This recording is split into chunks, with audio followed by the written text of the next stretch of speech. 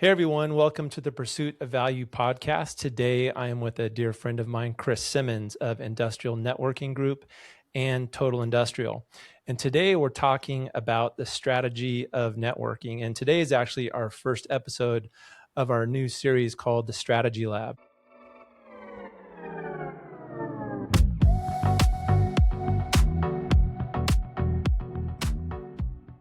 Hey Chris, welcome to the Pursuit of Value podcast. Thanks, Marcus, and appreciate having me on today. Been Yeah, you looking forward bet. to this.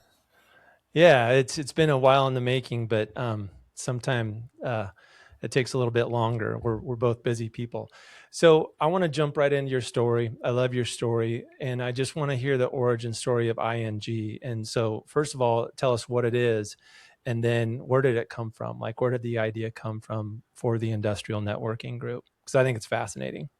Yes, thanks, Marcus. Well, the Industrial Network Group, as you can see on my shirt, the abbreviation ING, you'll hear a lot of our members say ING, but it stands for the Industrial Network Group, and it's an exclusive network of industrial professionals that gather in chapters that we have created across the country. And the whole premise of the chapter is to build really an incredible network of sales professionals who are driven Yeah. and motivated to really help each other really build relationships and get opportunities within industrial plants and facilities. Yeah. Yeah, and one of the things I want to point out, and we'll continue to talk about this, is it's like-minded people that want to serve each other. And what that does is, and you say this all the time, through this networking group, you create a team of business development professionals that you hold close to you, and that they're referring jobs, opportunities back and forth. Yeah, and every time a lot of people join, obviously because they're wanting to build and grow their business. But what I'm finding, Marcus, over the 12 years and so we've been doing this is you get so much more because oftentimes you're in chapters where you're learning best practices, you're learning what's Yeah. working for other people, and just the camaraderie of building those relationships. Because oftentimes in sales, you're on an island, and when you come to Yeah. these chapters, you're hearing stories of what people are doing exactly what you're doing. So it gives you motivation, helps your Yeah. mindset, and all the leads, and that's just like the cherry on the top. It's all the other things, Marcus, that I see that's valuable and it's helped a lot of members. Yeah, I think it's just such a fascinating idea. So, when you started it, let's talk about that. So, what gap did you see in the market that convinced networking needed a new approach? So, what was going on at that time? What 2013 or 12? Is that right? It's about in 2013, and Marcus, I was hired also as a consultant for a mechanical contractor, Hmm. and uh, and at the time I was the owner of the company had a networking group that he had invited me to, and basically it was a bunch of very successful entrepreneurs. And when I went to that meeting, I was not as successful monetarily as some of those folks. Sure. And as I went to those meetings, it was great to hear the war stories. But I was still responsible when I left that meeting to drive business back to the owner who invited me. And Right. really, I really didn't need another group to drink coffee with. I needed a group that was intentional to Right. help me drive business back to him. So, Marcus, I started looking, is like, if I'm going to have to invest my time in a group, I needed to be around people that were driven and motivated in doing what I was needing to do for the company. And so I went on a quest, Marcus, started talking, calling people, looking in the market, and I wasn't some big networking guru. I just needed to be a part of people that wanted and needed to do what I needed was to build and grow business and relationships for the industrial, and there was nothing out there. So Yeah. on that uh, scenario, it just caused me to begin to think, man, I've got to either find something or create something. Yeah. Man, that's it's a good story because that happens so much. And I don't think anybody does that intentionally, like getting together, having coffee and all this stuff. But if you're not strategically minded and pinpoint focused, you're going to deviate off what you're trying to accomplish. And that's what you're saying. And so you came in, you saw it, you had it, and then you created a mission and a vision for what then turned into ING. So let's talk about that.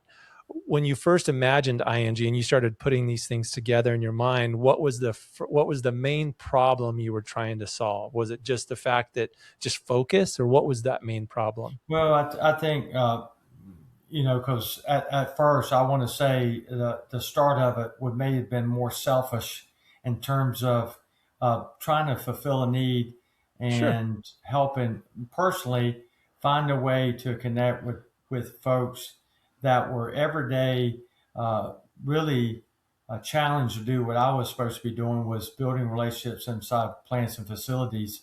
And oftentimes where I found myself when I went to these different events, I would meet great people, but at the end of the day, the connection there wasn't translating into what I was doing. So, Right. very first and foremost, the first thing was just gather folks that was focused on the industrial um, market in that segment. Right. And really, that was my first quest. And then once that started, it's not enough just to get people together, is having some sort of plan. And Marcus, that's how this uh, organization has grown. The meetings and the structure, what we did 12 years ago is a little bit different than what we do now. Right. So let's touch on that real quick. When you started, where did you start it, and how many people, like that first year? Yeah. That's a good question. Well, we started in December 2013, and we don't call that our anniversary date because officially we launched in June of 2014. But Mm, when we first started, I threw a big event, Marcus, and that was, I think, November, early December. I rented a venue, and Marcus, I made it like a rock concert. I had music, lights, balloons. food. I had, Yeah. uh, finger food. I made it where when you walked in, you couldn't sit down. There were high tops. I Yeah. didn't want it to be an atmosphere of like a classroom. I wanted to show this was something different. It's Yeah. something that not something you had to go to, something you wanted to go to. So I even had a friend of mine that his business was to set up light shows and stages, and I invested in all this, and it may have been over the top, but I wanted it to be over the top. I wanted when you walked Totally. in and said something's different about this, and the excitement there. And basically, I said, listen, I want to create an organization that is going to help you, to improve you, to help you to Yeah. where when you leave it, you got to say, man, it's not something I have to go to, it's something I want to go to. And so, really, what I did is we had about 40 or 50 people show up to that first meeting. And I selected about, I think, 4 or 5 people and said, hey, I want to beta test something. What I want to do, I'm going to pay for everything, your lunches, the time. All I need you to do is come with me on this journey, and Mhm. I'm going to work through this process. So, and that's how it started. We picked the name. The logo was not the original logo, Marcus. If you see the logo now, it has the ing in the middle. The Right. original logo was a dollar sign inside the gear. And so my mind was, hey, you're going, but I had some, as we began that process, it hit me that it was too short-sighted, meaning that Yeah. a lot of times people jump in and they think they're coming in for a buck and dollar. And so Right. that's really not what this is about. And if you in the industrial market, you realize if you're going to be a professional business development person and you do not play the long game, you will Yeah. not last. You It's a will great point. be like a roller coaster. You'll hit a high, but when that low happens, you're looking for another job or looking for another Yeah. industry. So we teach people there's a long game. You got to be willing to come in, and that's the premise of the group. Yeah. So you started off with the one, and then today, 2026, what are you got 400 members, in 9 states, 22 chapters. What is it? Yes, Marcus, it's just, and I'll tell you that first chapter, Marcus, I didn't have a business plan. You're a strategist. I would have failed your course, Marcus, because everything you do is so strategic, which that's why I'm thankful you're a partner for ING. But at the beginning, it was just a concept that turned into an idea that turned into a process, and we've had to develop it over the years. And Yeah, sure. so I will say this: when we first started, it started to grow. People started coming. We invited guest speakers, and Yeah, I had so many people say, "Man, I've never been around anything like this in the industrial space." And then we had a gentleman that was driving 30 or 40 minutes to the chapter, and he said, "Hey, I would you mind if I open a chapter up in Greenville, which is about 30, 40 minutes from where we're sure. meeting?" And Brian Finch, one of my dear friends, and Brian's watching this, incredible sales business development professional. He brought the ING to Greenville, and then we had the ING. Someone in Charleston, which is now probably our largest chapter, Charleston Right, started. And it just started opening like that. We never really set out to open a bunch of chapters. We just set right. out to find the right people, Yeah, and that's where we've been most successful. Now, I diverted a few years away. Mark is just saying, "Hey, if we build it, they will come." And I found out that doesn't always work. right. If you Yeah, don't if you don't have the right structure, as you call it, pillars that you yeah, taught us, especially today on the ING, if you don't have the right pillars in place, they're not going to come because you don't have the yeah, foundation. And so yeah. now we are strategic in a sense that we don't go unless we have the right leadership team in place. Right. So one of the things that I found really interesting, but and I don't know if I'd say pleasantly surprised because I came to know you, but I went to a meeting in Detroit, I went to a meeting in Charleston, I went to a meeting in Raleigh, um, and I believe I went to a meeting in Columbia, South Carolina.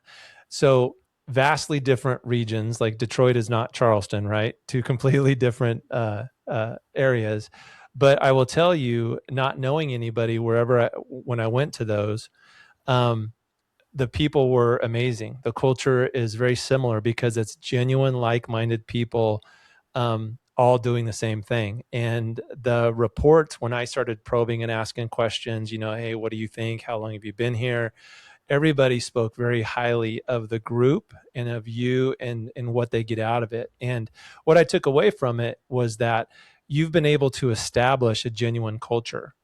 And as I've grown to know you, it's really neat to see how your personality and your leadership style trickles down to the chapters. Now, you're not at every chapter because you're in multiple states, but what you're driving home and especially in 2026, what you want to drive home to all the chapters and all the leaders is that this is a genuine relationship building network.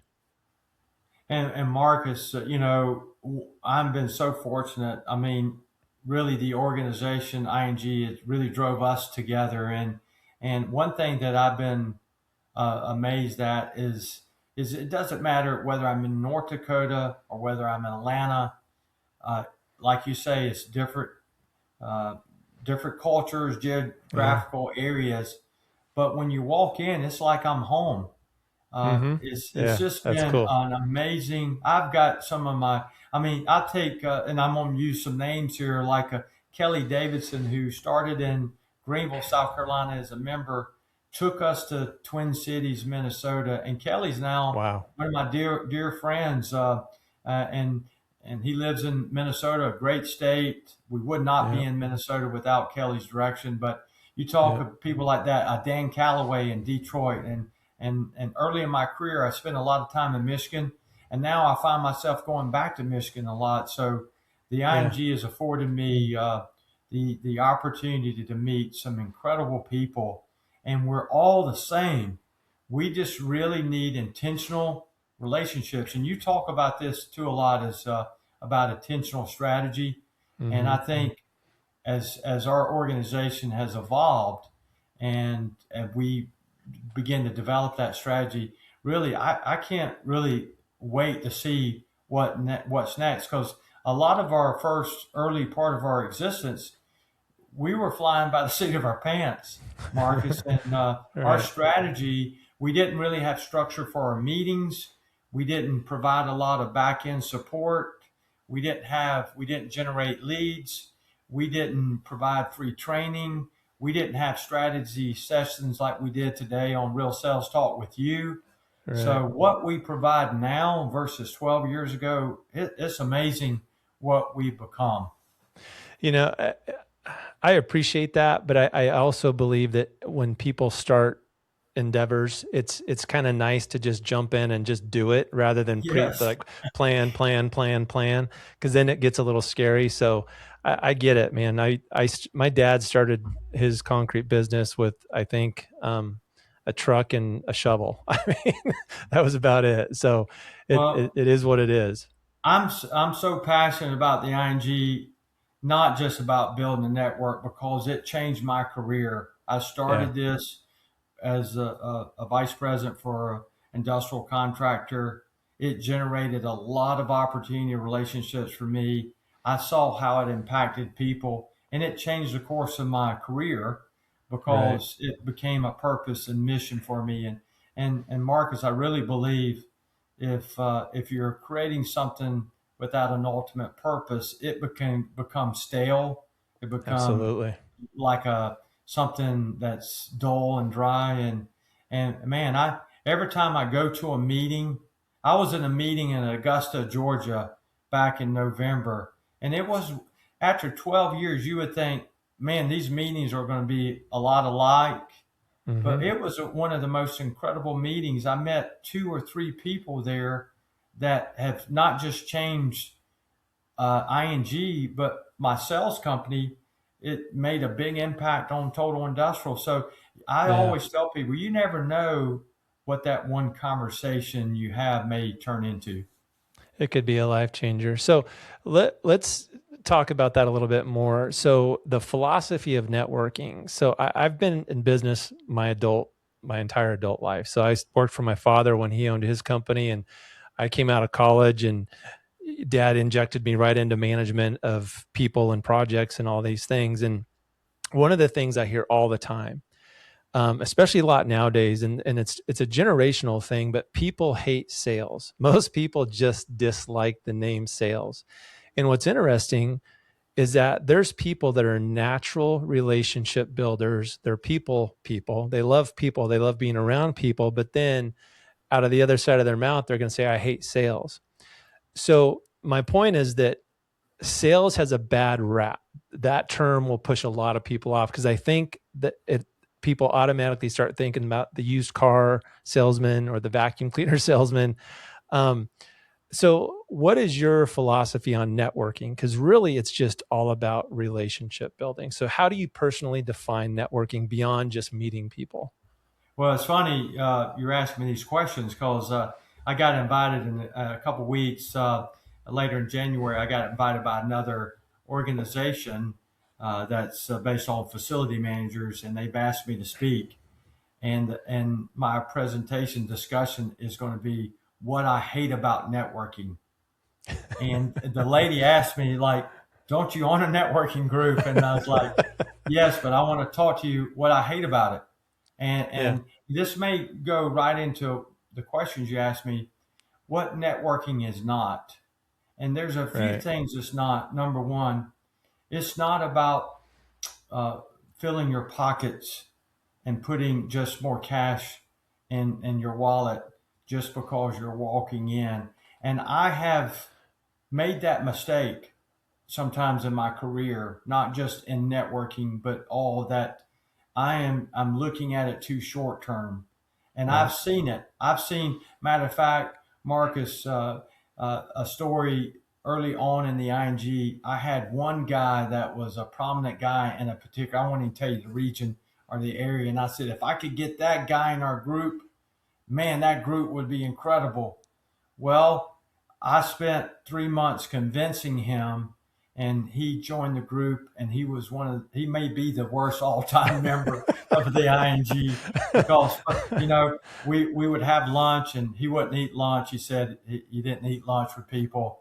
Uh, when we were in the meetings, he stayed on his phone, Wow. and basically he was terrible. And Yeah. what I thought would be good. So what I'm learning is you can't judge a book by its cover. Sometimes the people that you don't think is going to bring the most value end up bringing the most value. It's Yeah. really someone's heart. Is Absolutely. if I'm there to genuinely get to know you as a person and get to know your business, then I can have a greater impact. And if I'm going to be in front of a BMW or Michelin or Boeing, and I've had the opportunity and they ask for a referral, if I know you personally, I know who you are, I know your background, I know what you stand for, then I'm going to go, I'm going to go to bat for you, and if I'm just So good. passing cards around, and that's what I've seen a lot of times at other events, there's a bunch of cards passing, but no relationships being Yeah. driven and built. Right. And so I Yeah. would say one thing I hate about it is I hate people who think of it as a transaction. I'm going to walk in and walk out with an order. I'm going to walk Yep. in and walk out with the biggest deal of my life. Yeah. And I'm not saying it can't happen. I've had Right. sometimes that happen, but I'm not going there with that intention Yeah. It's because if not it typical. is, all I'm doing, Marcus, is I'm talking to everybody with bad motives and with not a long-term play. This episode is brought to you by Interactive Workers Virtual Assistants, helping business owners and leaders turn strategy into action. With professional remote staff, Interactive Workers takes care of your daily tasks so you can focus on what matters: execution, leadership, and growth. And here's what makes them different. Every Interactive Worker virtual assistant operates on site at the company's HQ with full supervision and IT support. This ensures security, accountability, and uninterrupted 24/7 performance. Visit interactiveworkers.com to start building your remote team today. Yeah, that's well said, Chris. One of the things that I enjoyed as I walked along with you over the last few years is the genuine relationships that I observed you have, and what blew my mind is the sheer volume of people that you know. I mean, that makes sense because you're a networking guy, but I was very impressed by the volume of connections that you have, and the many different types of connections that I've seen you with. They're all very genuine, and so that's a testament to your philosophy. So, just to wrap up on this question, and this is a message to you young business development and networking people out there. If you approach it with a motivation of transaction, it's not really ever going to work. It's always got to be based on relationship. And there's one thing that I learned a long time ago is that when you go to these groups, pay attention to when you start talking to people. And if all they're talking about is themselves, that's probably not the best connection. You want to have a two-way dialogue. And one of the things I've always tried to do is to ask a lot of questions. But what I've learned is that a lot of people will just continue to talk rather than ask questions back. And I think if you're ever going to build a relationship, it's that tennis match, right? Ask a question, respond, back and forth. And so, yeah, that's really good stuff. I can think of Marcus Yeah. one, and you brought up a great thing, and I thought of a guy that I used to work with, and he was an engineer, electrical. He was 10 times smarter than I ever thought about being smart. I mean, this guy was incredible, and we had to travel one time on a trip together, and I had to spend a couple of days. Marcus, when we got back, I knew where he went to college, what he did in high school, how many kids he had, what he did on the weekends, what teams he Yep. worked with, what he liked to eat, where he went to vacation. Right.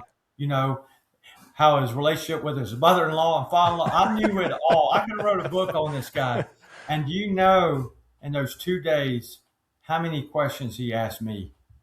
Yeah. Probably Zero. none. Yeah. Probably I didn't don't. remember your name. He was incredible, the smartest guy in the company. Yeah. But really, and I don't think it was intentional. It was just who he was. And the Sure. problem is that person has suffered in his career. And what the ING, I think, teaches us more than anything, it teaches us of that skill set of not focusing on yourself as and focus on someone else. And Yeah. Marcus, I see it all the time. I love going in the community when I'm seeing members having breakfast and it's not like a scheduled meeting, or seeing someone that says, "Hey, I went on a call and I took a fellow member with me." And I was like, that's working when people begin building those relationships outside of your normal routine. Yeah. That's a good point. I got another little quick story here. The AI note takers that are out there now. I mean, when you Yeah. jump on a call now, there's more note takers than there are people. But I really like what they provide. When I started using them, I started using them in uh, some sales meetings. And after the meeting, I would analyze the data. And what I found really interesting, and I was able to teach some of my sales guys this, is that we would look at the analytics and you could tell who was talker one, talker two, or it was labeled. And I could look at the data and see who talked the most, because it tells you how many words and it tells you the percentage of dialogue. And we had somebody in that was trying to sell us some software, and I was the customer, right? He was the salesperson. He spoke 80% of the time. Mm. And I'm like, okay, I'm the customer, but you spoke the whole time. And so I was able to pull my sales guys in and use it as a teaching moment and say, man, this is exactly what you don't do, especially if you're trying to sell something. You want to ask questions and then listen. So Marcus, your conversation led me. One of the things I've enjoyed over the past 12 years about ING is I developed not just business acquaintance, but personal friends in my group, and enough that some of them are honest with me. And I can remember one time I was meeting with someone, and it was at a coffee shop, and I had my notebook, and another member had happened to be in there at the same time, and I waved at him, and I didn't. We didn't get to talk because I was engaged with this conversation, but the whole time when I was talking to this guy, I was just writing notes and notes and not really making eye contact. And my member sent me a text and called me out on it and just said, "Hey," and we're friends enough that I respected him. And he said, "Hey, I just word of advice. I noticed when you're meeting," and he didn't even know who I was meeting with. When I know sure. you were meeting with this person, I noticed you didn't look up, and all you did is write notes. And sometimes that could give a bad Yeah, that's a indication great that point. and the guy was right. And so, Marcus, I've changed my game on that now. A lot of Yeah, times, if I'm going to meet someone, I'm not saying it's for everyone, but I try not to I listen, and it is because I'm not the greatest listener, because I have to be taught to listen, because sure. I've made my living having to make discussions.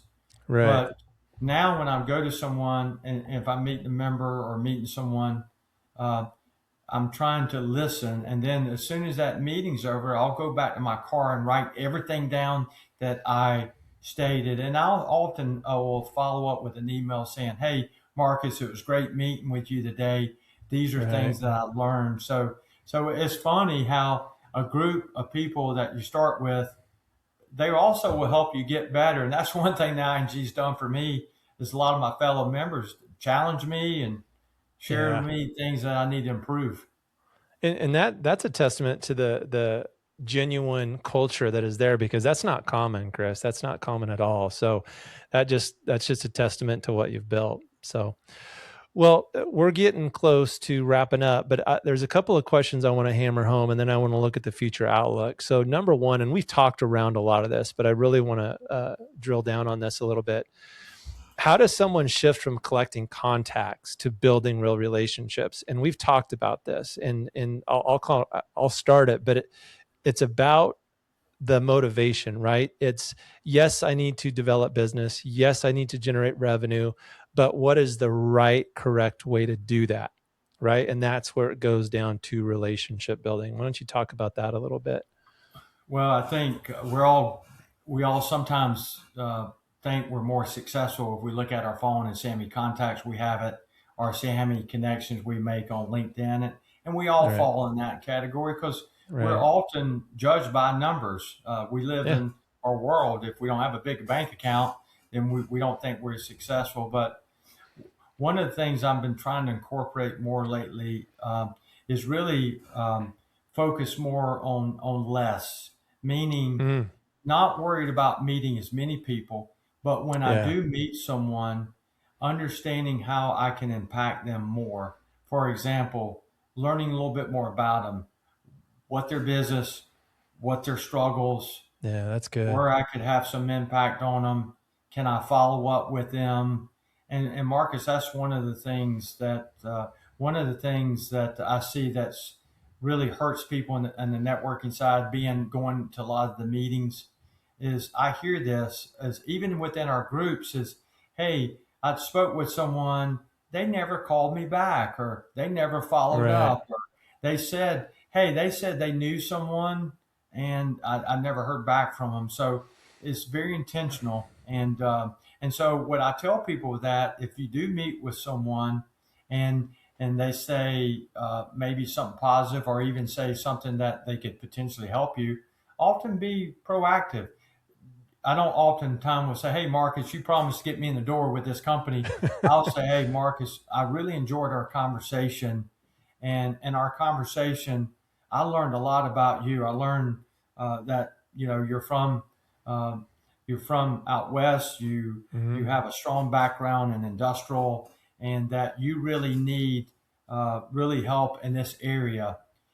Was I correct in what I Yeah. gathered?" And so what Yeah. that does is show people you're listening. So one of the things I would say in turning a contact into more of a relationship is be focused on an area that you could drive to them early in your Mm, relationship. And that's there's good. nothing like being saying, "Hey, Marcus, I want to help connect you with someone," and not expect anything out of return. And that's Yeah. hard because you can say, "Well, Chris, if I don't get something out of return, I'm going to go out of business or I'm going to get fired." And I've Yeah. had those thoughts. But if you can flip that and say, "Hey, I'm going to start meeting people and seeing who in my network I could help them with," it's amazing if you flip Yeah. that, Marcus, what comes back.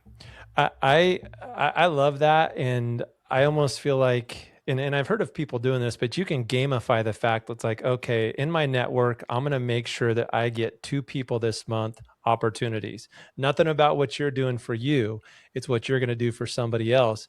And what the beauty of that is, it creates a sticky relationship because they're more than likely they're going to go, wow, thank you so much, how can I help you? Now you're going to be top of mind for them, and that's how you build that network, and that's how you build a sticky relationship, and that's what you want to be looking out for each other. I love that.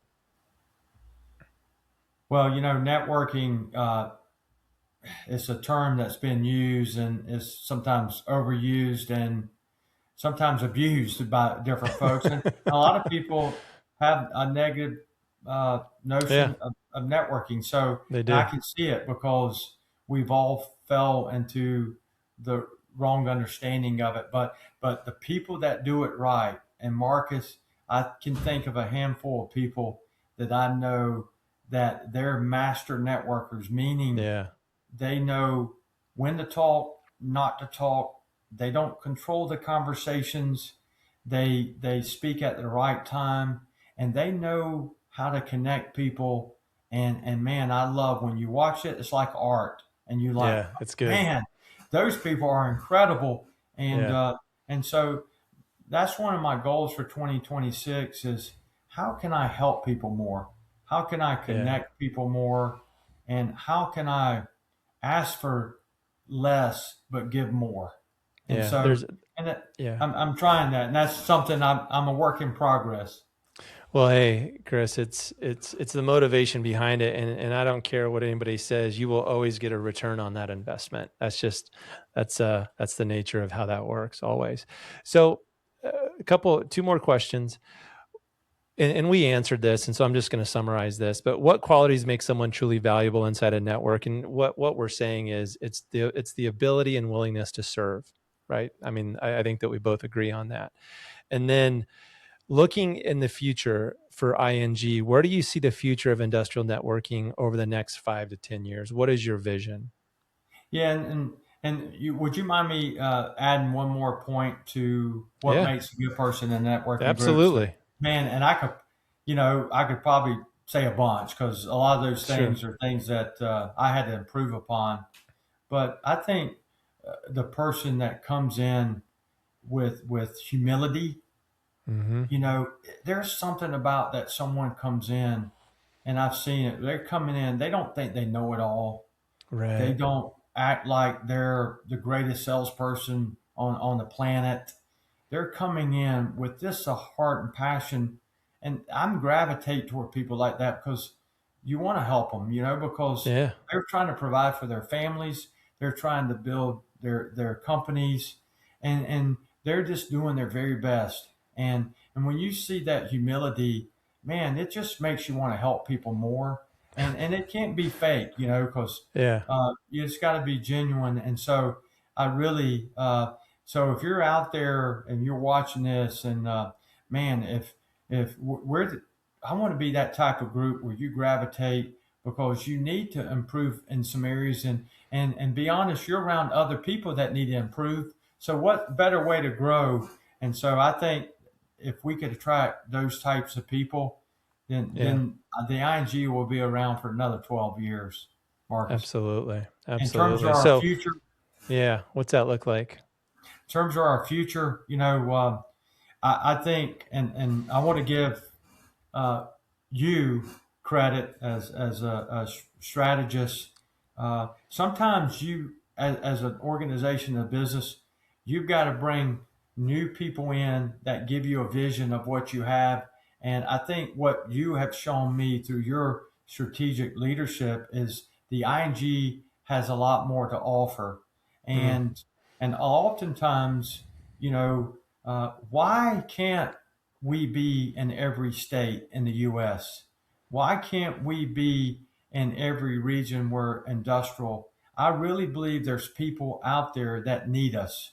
And so, oh, yeah. I mean, one of my goals is finding people that have not just a great network, but they have great relationship skills. And because of this platform we've built, we're going to make it very easy for them to come in and apply their skills. And we've done Yeah. all the back end support and the legwork where they're not having to build a whole organization or training or opportunities. They can come in and plug in and right away make a dramatic impact because we have the structure and the Yeah. organizations to do it. So I'm kind of, after going through your strategic skill training with our team, I'm looking much bigger than I've ever had, Marcus, because now I think there's nowhere the ING cannot go. Yeah. And if someone's on this call or on this virtual meeting listening, I would love to speak with you and share my passion and heart and help you build your network and build your connections, and also be able to partner with you, and because we have a tremendous story, and I'd love for you to help us share Yeah. it. Yeah. Absolutely. So, man, number one, thank you so much for doing this. Number two, this podcast, the Pursuit of Value podcast, excuse me, my business, the POV strategic pursuit of value. The whole premise behind it is that business has the potential to change the world. When I think about what ING is doing in different chapters across different states and different communities, and offering up genuine, like-minded connections, man, I think sky's the limit, because this world is so noisy and there's so much distraction. And if you can surround yourself with genuine people that are like-minded, that are humble, that are caring for each other, man, what more could you want in terms of developing your business, your life, your community, right? And so when I think about ING and the potential that it has, absolutely, it should be in every single state, and it should be in every major metropolitan city or every metropolitan area in these states. It has that potential. And so I think it's wonderful. So I'm a big fan, was from the beginning. And so if people want to check you out, they can go to, is it theindustrialnetworkinggroup.com? Is that right? Yeah, you go, it's just Industrial. industrialnetworkgroup.com. Okay. And you can go there, learn more about us.